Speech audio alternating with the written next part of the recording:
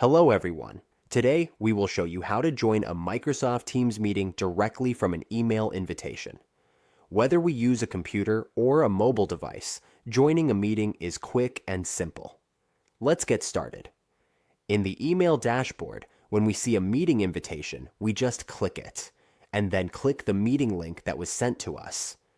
After clicking the link, we are redirected to the meeting. We can choose to join either on the Teams app or in our browser. Since we are using the browser, we pick the browser option. Here, we set up our camera, background, and allow permissions if needed. We can turn on the camera before joining. We can also set up our speakers and microphones before joining. Once everything is ready, we click Join Now. Now, we are in the meeting using a Gmail invitation. That's how we join a Microsoft Teams meeting from an email. Just click the link, choose how to join, and we're in.